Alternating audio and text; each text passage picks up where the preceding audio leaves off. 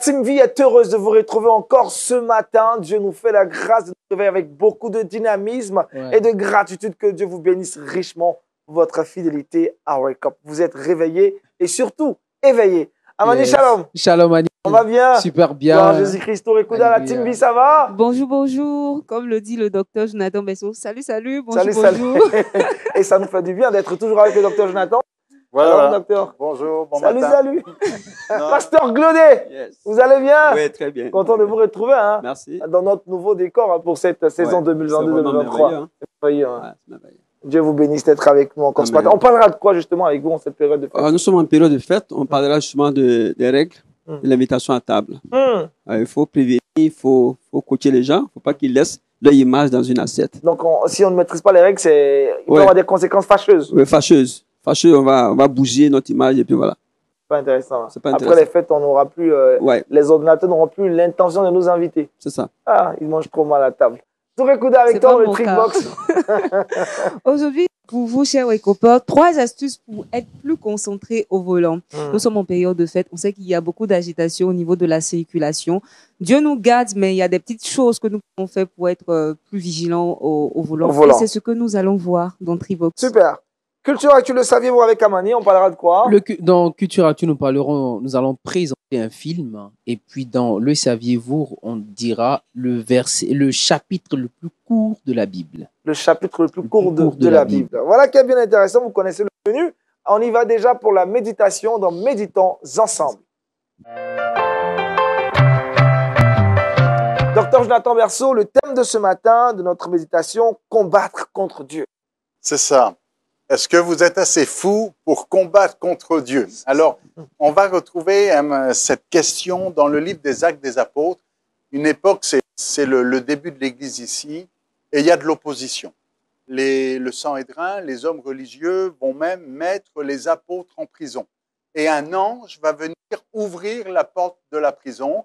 Et plus tard, on connaît l'histoire où l'ange va venir aussi sortir Pierre de la prison. Mais là, on est avant, on est au chapitre 5. Un ange va ouvrir les portes de la prison et les apôtres, qu'est-ce qu'ils font? Ils retournent dans le temple et ils continuent à enseigner. Ils ont été mis en prison parce qu'ils ont parlé du nom de Jésus. L'ange ouvre la porte pour qu'ils sortent de prison. Ils retournent et ils continuent à enseigner le nom de Jésus dans le temple. Pourquoi? Parce que c'est le mandat, c'est la mission, c'est l'ordre qu'ils avaient reçu de Jésus lui-même. Alors, les hommes religieux vont les réattraper à nouveau, vont envoyer la garde pour aller les emprisonner à nouveau, mais ils savent que la foule va pas être d'accord, ils y vont tranquillement, gentiment, mais ils les attrapent et ils les amènent et ils arrivent donc en comparution devant le Sanhédrin. C'est d'ailleurs à ce moment-là que Pierre va dire, mais faut-il obéir aux hommes plutôt qu'à Dieu? Et il dit, nous, on est là pour obéir à Dieu et non pas aux hommes. Et dans cette affaire-là, à un moment donné, on fait sortir les apôtres, se lève Gamaliel. Gamaliel, vous avez certainement entendu ce nom-là à un moment donné, c'est lui qui a été le mentor, le formateur de l'apôtre Paul, qui a été élevé au pied de Gamaliel. Alors Gamaliel ici va à un moment donné comme prophétiser, si je peux dire les choses ainsi, en tout cas apporter une parole de sagesse. C'est pas un chrétien, il ne fait pas partie du camp des chrétiens, il fait partie de ceux qui oppressent, mais il est en train de dire, écoutez, il y a déjà eu quelqu'un qui s'est élevé, qui a fait du trouble, et puis quelque temps après, il a disparu, et son affaire, plus personne n'en parlait. Il était en train de dire, si cette affaire-là de Jésus, ça vient de Dieu, on ne pourra pas la combattre. Si ça ne vient pas de Dieu, ça va disparaître tout seul. Et il dit cette phrase, ne prenons pas le risque de combattre contre Dieu. Ne prenons pas le risque d'aller, ça veut dire qu'il a un doute au fond de lui-même. Il dit peut-être que cette histoire de Jésus, c'est vrai, et ça vient de Dieu, et que Jésus est vraiment le Messie.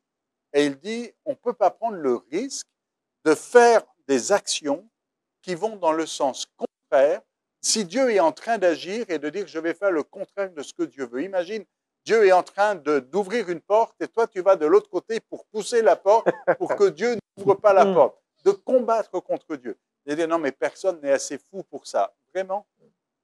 Est-ce que vous êtes sûr que Des fois, dans un temps de prière, alors que vous avez bombardé, hein, comme on dit en Côte d'Ivoire, bombardé. Est-ce que vous avez bombardé dans le bon sens? Est-ce que vous avez bombardé contre Dieu? Vous savez, des fois, il y en a qui prient, Seigneur, je ne veux pas qu'il arrive ceci. Et Dieu dit, mais c'est justement ce que moi je veux.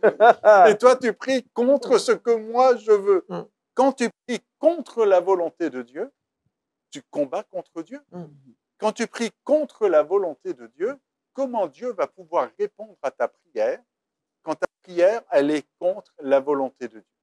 Quand, par exemple, un homme est appelé à partir, il dit, voilà, le Seigneur m'a appelé en mission et je vais partir dans tel pays. Et toi, tu pries, Seigneur, je prie pour qu'il ne parte pas, mais c'est Dieu qui l'envoie. Comment Dieu va répondre à ta prière? Tu pries contre Dieu. Alors, des fois, c'est clair, des fois, on le voit, des fois, c'est évident. On sait que là, on est contre la volonté de Dieu. Mais à d'autres moments, on n'en est peut-être même pas conscient.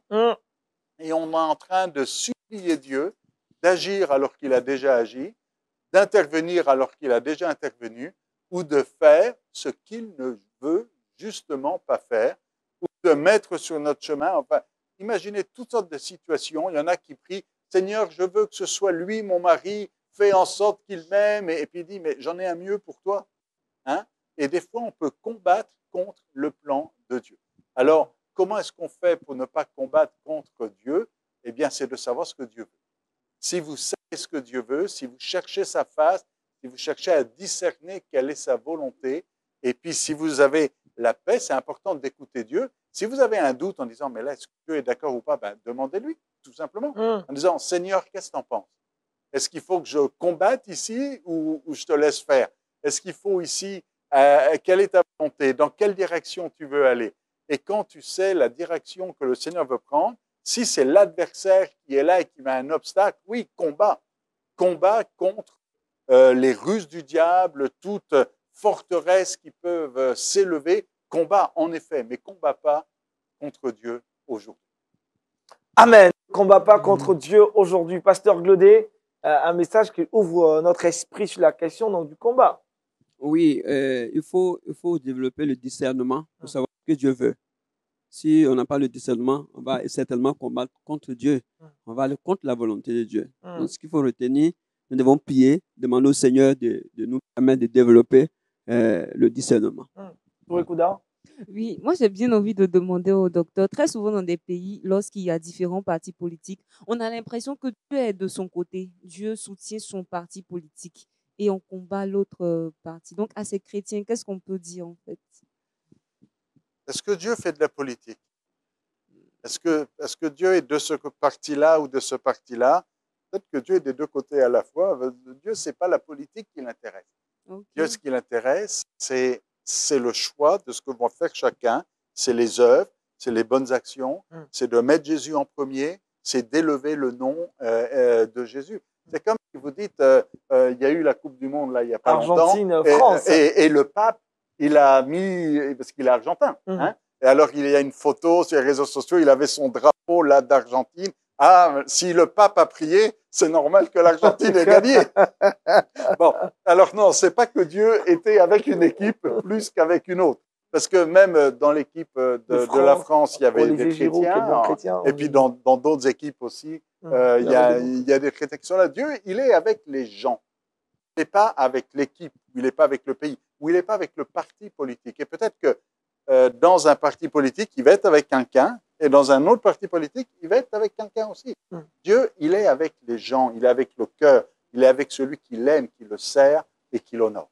Amen. Amani? Oui, c'est clair. Je crois bien que le livre de Romains, chapitre 12, verset 2, demande de discerner. Il dit, dans ces temps-là, il faut avoir vraiment le discernement, afin de savoir ce qui est en face de nous, parce que au risque, le docteur l'a bien dit, de combattre le Seigneur, il faut savoir voilà, de quoi il est question, afin de s'emmener vraiment à prier. Sinon, qui est, j'aurais dit encore ces propos, qui est audacieux, mais pratiquement fou pour combattre contre Dieu, là, il faut vraiment faire attention, je crois. Et ça va dans les deux sens. Si vous n'avez pas le discernement, vous allez peut-être applaudir le diable qui est devant vous et qui s'est déguisé en ange de Un ange lumière. de lumière. Donc, il faut combattre le bon combat de la foi. Le Et bon pas se combat de tromper la de foi, combat. et pas se tromper de combat. Vous allez prier pour nos pasteurs et demander au Saint-Esprit de nous aider à avoir le discernement pour mener le bon combat et ne pas Allez. combattre contre Dieu. Seigneur, tu es celui qui fait tout parfaitement. Tu es celui qui dirige nos vies. Tu es celui qui a des plans. Tu es celui qui a une volonté qui est saine et parfaite pour chacun de tes enfants. Et nous disons, apprends-nous à entendre ta voix, à discerner ta volonté, ce qui est bon, ce qui t'est agréable et ce qui est parfait. Seigneur, nous ne voulons pas être assez fous pour combattre contre toi et pour prier et demander des choses que toi, tu ne veux pas. Mais nous voulons, Seigneur, être en unité. Et par l'Esprit de Dieu, viens nous unir avec ton cœur et prier selon le cœur de Dieu, contre les ruses du diable, contre notre adversaire qui est là devant nous. Nous voulons discerner ce que le diable est en train de faire et combattre le bon combat de la foi. Merci d'encourager mon frère, ma sœur aujourd'hui et qu'ensemble, nous puissions aller de victoire en victoire selon les projets que tu as formés pour chacun d'entre nous. Amen. Amen. Amen. Merci encore au docteur Jonathan Berceau. Je rappelle le thème abordé ce matin, combattre contre Dieu. C'est le temps du défi biblique et c'est maintenant. Pasteur Glaudet, cette saison, nous avons un défi biblique. Il s'agit pour vous de tirer un feuillet dans ce bocal. Il y a soit un chiffre C'est ou nouveau. un nom. Je crois Ouais. qu'aujourd'hui, il y a un chiffre. Et vous allez nous dire qu'est-ce que ce chiffre-là représente dans la Bible. Et ça, sans dire. Mais Lequel des docteur, chiffres vous avez tiré? On fait confiance, pasteur. Oui, Les 5. le 5. Ok. Alors, 5 vous fait penser à quoi dans la Bible? Les 5 premiers livres Ok. écrits par Moïse. Ok. Bravo. Docteur, vous avez aidé, hein? Le Merci bien, Pentateuque. docteur. Touré Kouda, à part le Pentateuque, qu'est-ce que. Non, moi, je pensais aux 5 livres de Moïse Ah, aussi également. au Penta? Oui, Oh, au Penta. d'accord. Je pense que c'est une matinale assez Penta. Amani et toi? Oui, ça fait également appel aux 5 ministères. Uh-huh. Voilà, 5 ministères. Et puis, C'est vrai. On Voilà. peut citer les Tu peux 5 citer ministères. les Pas voilà, des cinq comme ça. docteur, apôtre, Uh-huh. évangéliste, Uh-huh. prophète, Et pasteur. pasteur, les 5 ministères. Voilà, également, Yeah. Jésus a multiplié 5 pains Oh! et 2 poissons. Yeah. Voilà. Le Penta. Moi, je hein. crois que j'ai remporté tous les points. C'est ça? Bon, ben, un chiffre, c'est un chiffre. C'est ça. Maintenant, si on se dit qu'est-ce qu'il y a un sens particulier derrière ce chiffre, je ne pense pas vraiment. On n'est pas dans une théologie mystique. Mystique. Ok. Juste dire, bon, ben, on a 5. Voilà, 5, c'est la moitié de 10. 5, c'est. Donc, docteur, pardon, on ne doit pas être très porté sur les chiffres en tant que chrétien. Ah, si vous faites Le de la symbole. numérologie, c'est votre affaire. Mais alors, c'est sûr qu'il y a des chiffres qui sont très théologiques. Bon, on connaît le 666, hein, 666. Bon, où le 6 serait plutôt le chiffre de l'homme ici, Ok. et le 7 le chiffre de Dieu. De Dieu. Hein, donc bon.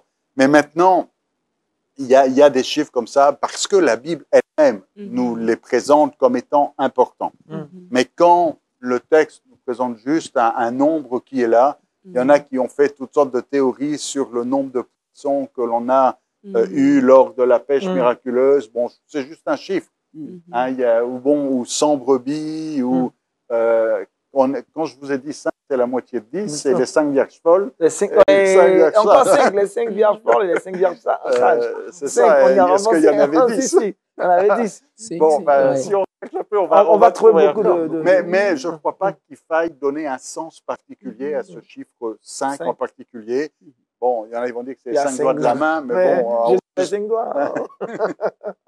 Merci, docteur. Amani, oui? En fait, par rapport aux chiffres, il y a des églises aujourd'hui où, lors des offrandes, il y a des pasteurs qui demandent à ce qu'on donne des sommes, par exemple, Multiples de 5, multiples de de 2, 7, de 4. multiples de 10, multiples de 3. Donc, Ouais. c'est par rapport à ça Si c'est que j'ai... multiple de millions, c'est mieux. Là, c'est beaucoup plus. Hein. Non, mais bon, un chiffre, c'est juste un chiffre. Un chiffre, hein. c'est un chiffre. D'accord, Un d'accord. chiffre. Maintenant, après, c'est juste une portée symbolique ici. Symbolique. Mais il n'y a rien de spirituel. Mais bon, pour le symbole, c'est sûr que si quelqu'un fête ses 50 ans, on va dire on va donner 50 000, bon, bah, peut-être si vous voulez, mais c'est juste symbolique ici. Il n'y a rien de spirituel ou de théologique derrière tout ça. Ok. Pasteur Rudé, ça n'a pas été facile, hein? Ouais, Mais finalement, c'était bien. Je suis tombé dedans. Mais la prochaine fois, ça va aller. La prochaine fois, vous savez, qu'est-ce que vous allez Maintenant, je serai tirer? bien Vous préparé. serez bien préparé. Mais ce ne sera peut-être pas le chiffre ça. Ah, il va le bosser tous les chiffres de la Bible. Attention, il y a beaucoup de chiffres dans la Bible, hein? Il y a beaucoup de chiffres.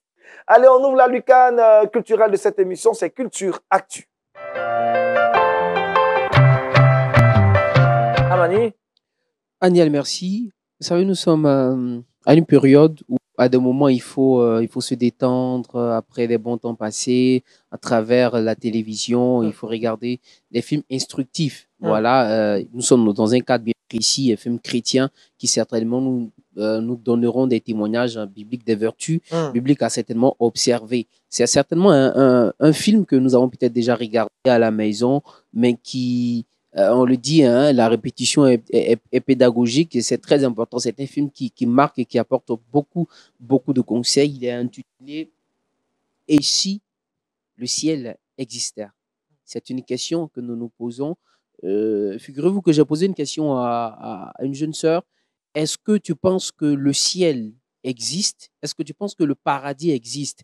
Elle a dit non, l'essentiel, elle vit sa foi. Pendant qu'elle est chrétienne, va à l'église, elle dit l'essentiel, elle vit sa foi. Non, il est très important de comprendre cela. Alors, c'est un film, une histoire vraie, voilà, du fils d'un pasteur de Colton qui, d'urgence, amené à l'hôpital, qui, après avoir été admis à l'hôpital, il est mort. Voilà, il est mort, mais Dieu, dans son amour infini, l'enfant a été ressuscité.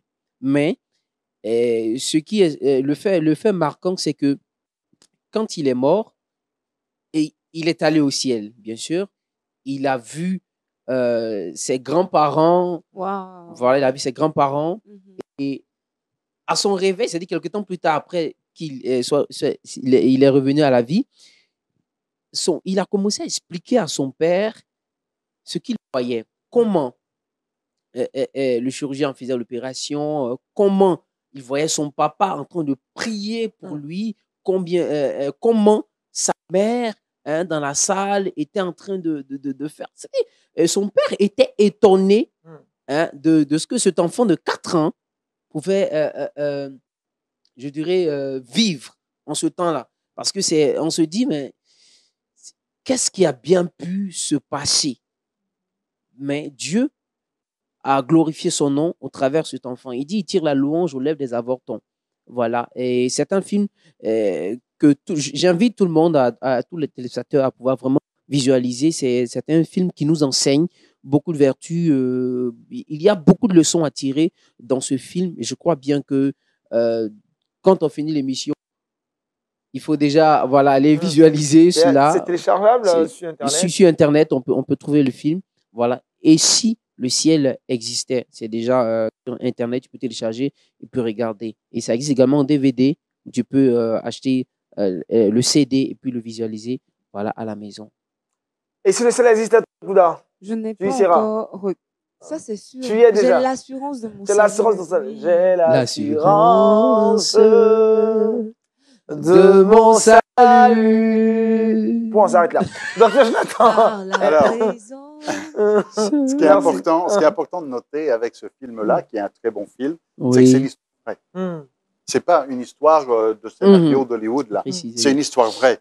Et ce qui a évidemment surpris les parents et l'entourage, c'est que cet enfant disait des choses qu'on lui avait jamais dites.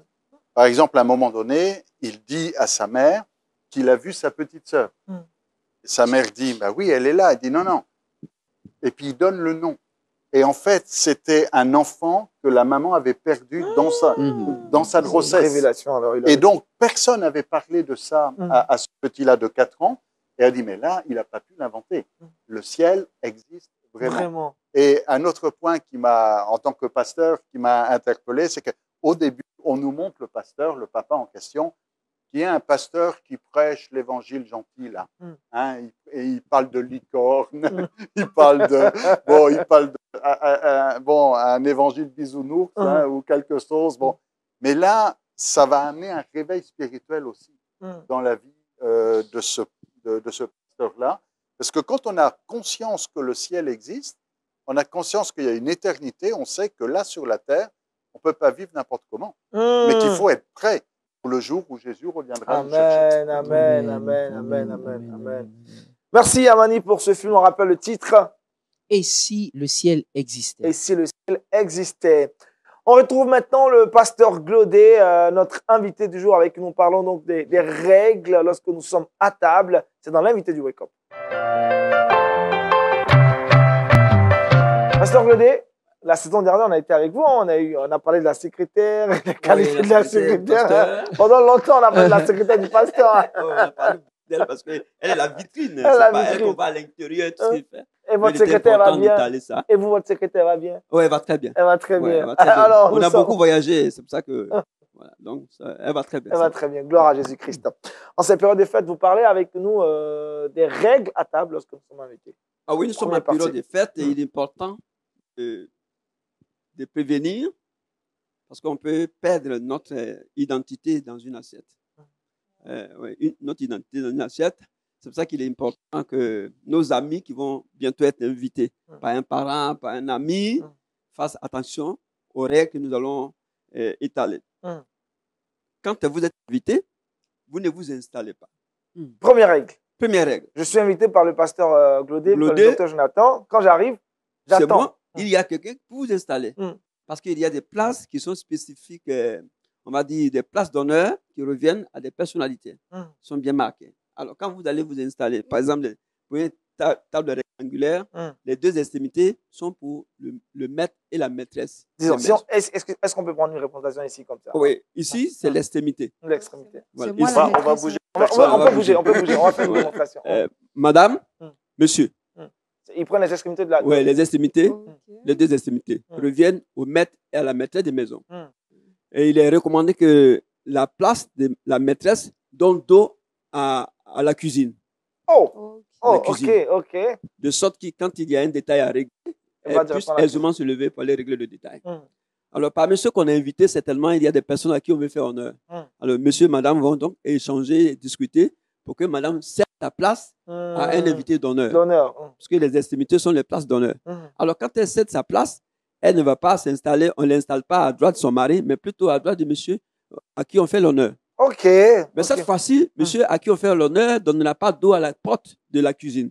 Mais il va changer de place pour être ici et le maître des maisons prendra donc sa place. Ok.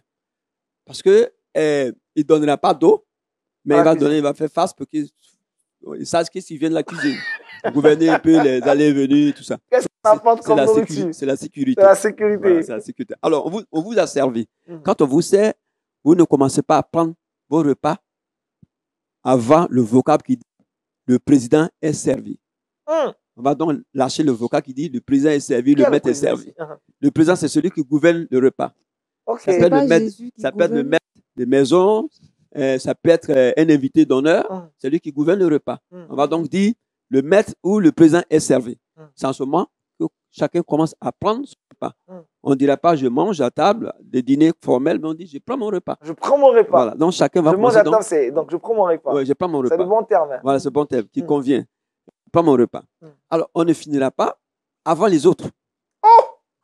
Même si je suis très affamé, on ne finira pas avant les autres. On va au rythme des autres. On va au rythme des autres. C'est compliqué cette affaire. Oui, parce que c'est toutes ces règles respectées, observées, qui nous donnent la valeur. Donnent la valeur. Donc, on va donc ajouter la valeur à notre image, le crédit à notre image par le respect de ces règles.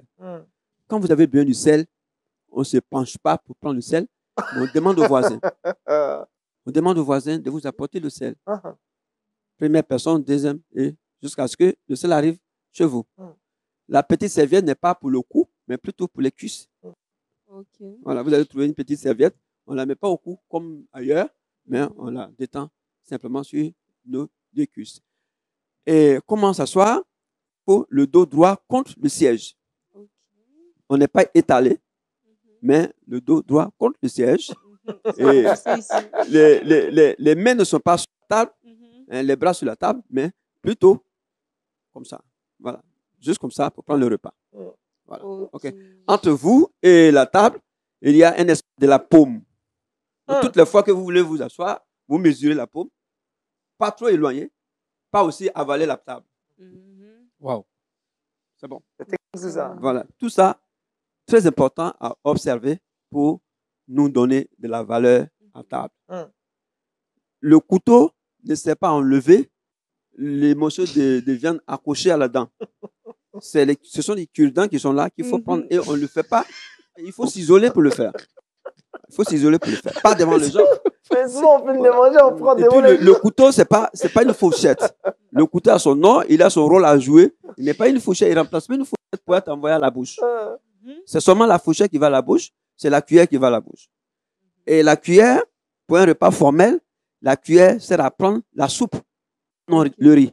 Ouais, c'est la fourchette qui prend le riz et la cuillère prend la soupe. On va dire, mais tout ça, c'est compliqué. Oui, c'est compliqué quand on va là où on va vendre notre image. C'est compliqué. On ne fera pas ce qu'on veut, mais on fait ce qu'il faut. Or, la règle est gouvernée par des règles qu'il faut respecter. Si nous voulons ajouter de la valeur à notre image, on veut ajouter du crédit à notre image.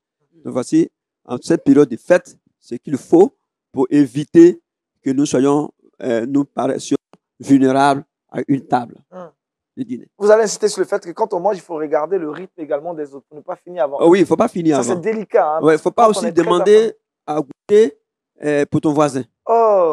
Et puis, il ne faut pas, souvent, quelqu'un se laisse servir, son assiette est pleine et il veut déverser un peu chez toi. Il faut refuser. Ça se fait pas. Non, ça ne se fait pas. Qui doit refuser? C'est toi qui refuses. Toi, chez qui on veut déverser, il faut refuser. Ça m'intéresse. Et ce qui va vous étonner, c'est qu'on ne finit pas le plat dans l'assiette. On finit où? Non, il faut laisser un peu dedans. Non, il faut laisser un peu. C'est quoi avant d'aller à une invitation, tu prends le soin de remplir la panse et tu laisses 10%.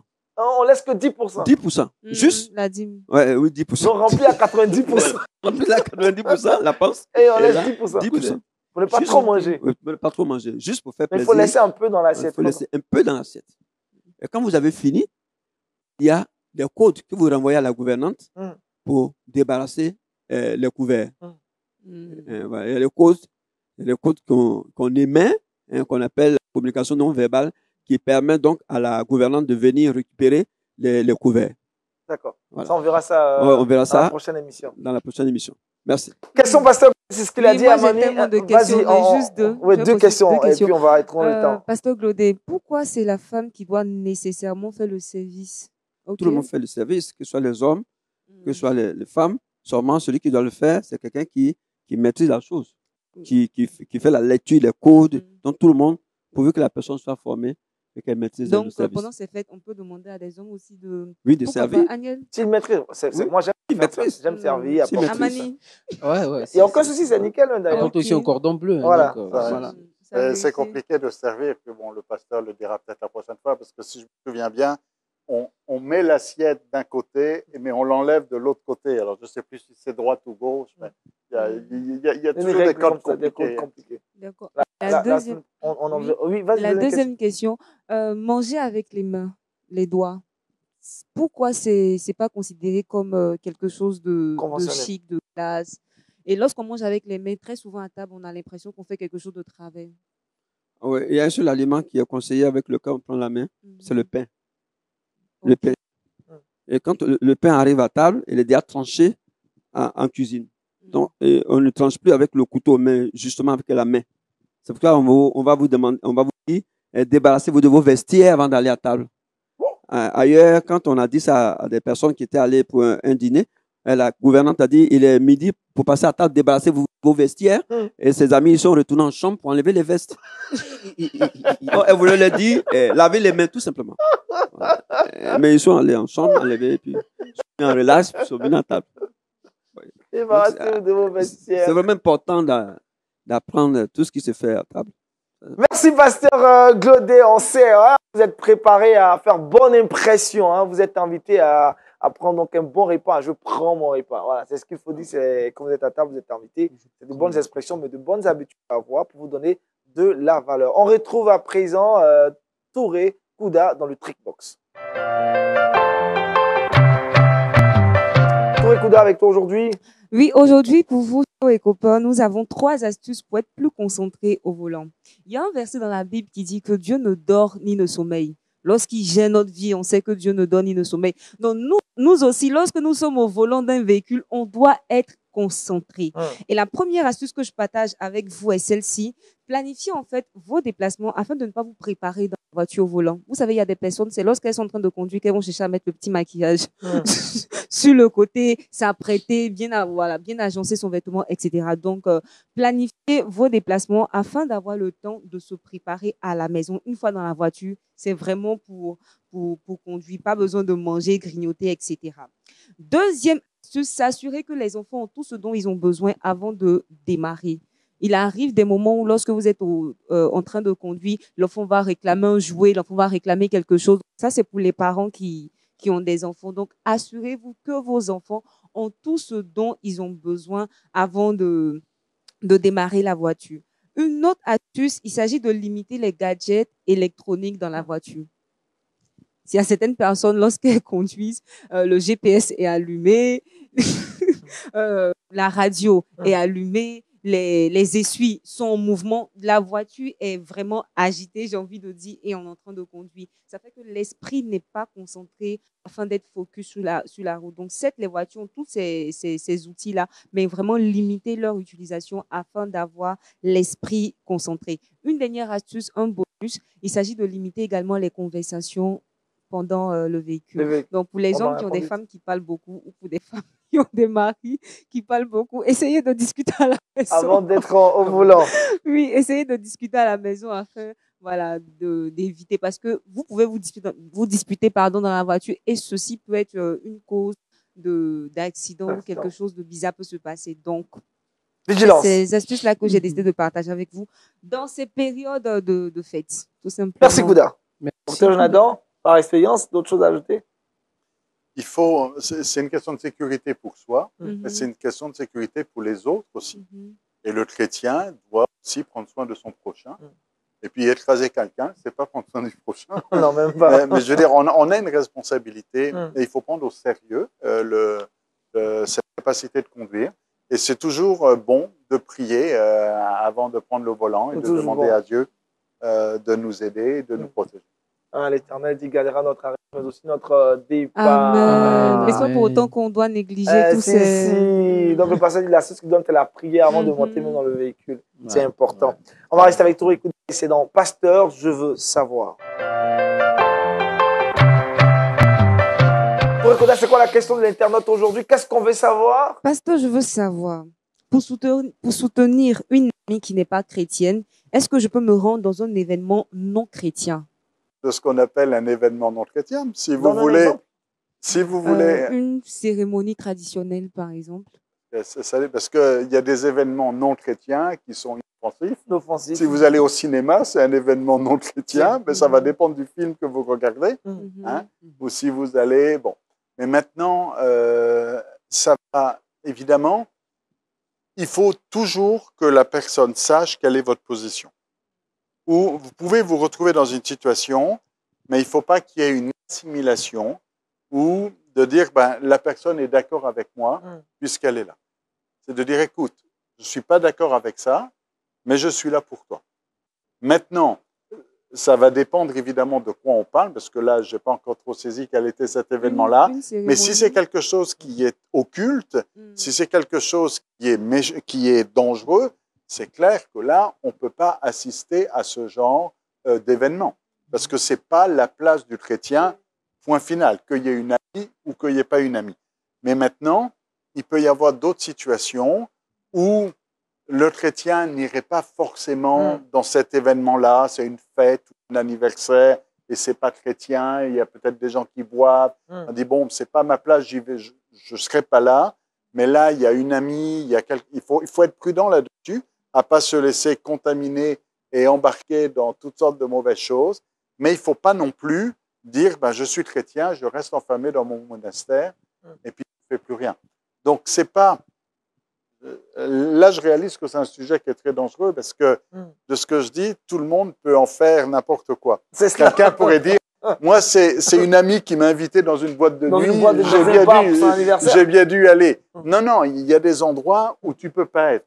Maintenant, si tu es dans un bar, sur une terrasse, où il y a juste une ambiance d'amitié et il n'y a rien de malsain, bon, c'est une chose.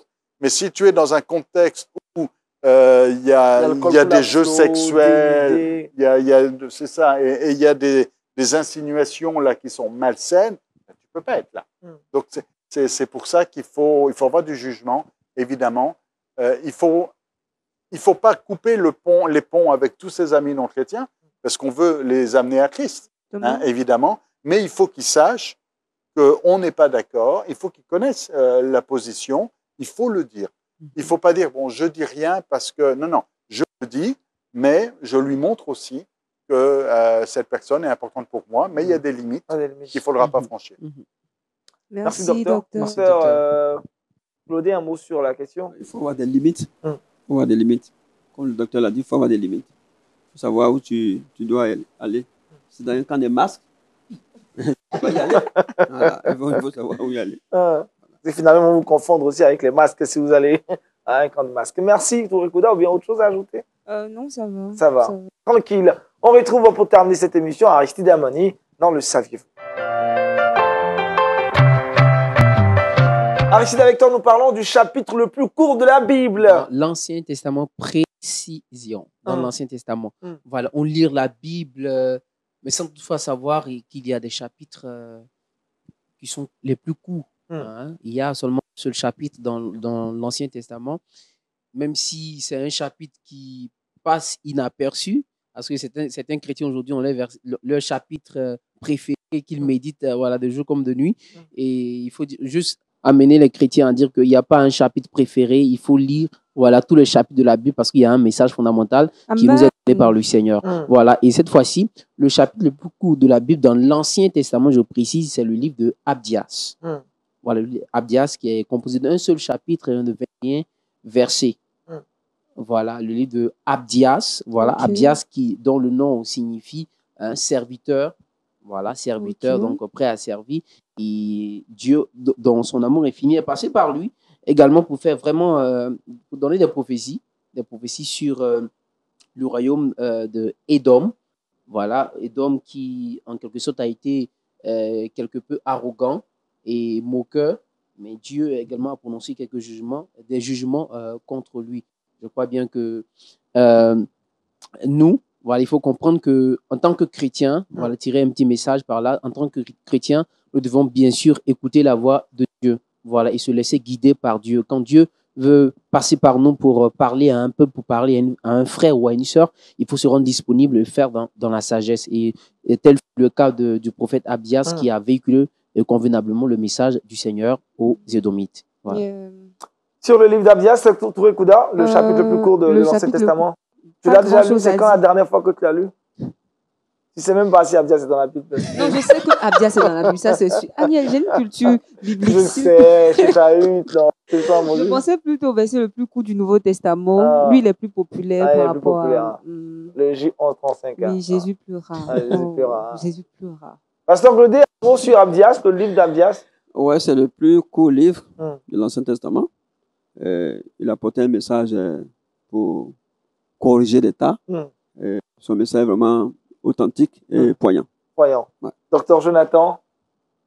C'est pas le nombre de mots qui est important, mais c'est le message. C'est le message. Parce qu'on peut dire un message avec beaucoup de mots, et c'est vrai que des fois, il y a certains prophètes qui vont imager, qui vont mettre des illustrations, et c'est bien.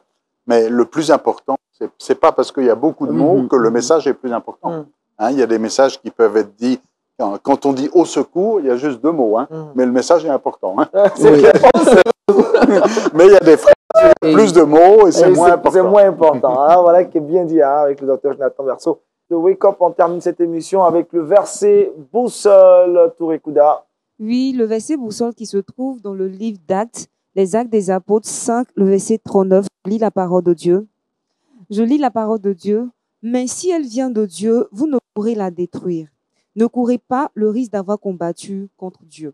Ne combattez pas contre Dieu. Le pasteur, le docteur Jonathan Berceau a insisté sur ce fait-là, à avoir le discernement pour savoir et mener le bon combat. Le bon combat. Merci docteur Jonathan, merci pasteur Glodé, merci Kouda, merci Amani, merci à toute l'équipe de réalisation, de production. La Team Vie a été très heureuse de passer ces instants avec vous. On se retrouve demain pour un autre numéro de Wake Up. D'ici là, portez-vous bien. Shalom chez vous, que Dieu vous bénisse. Shalom. Shalom.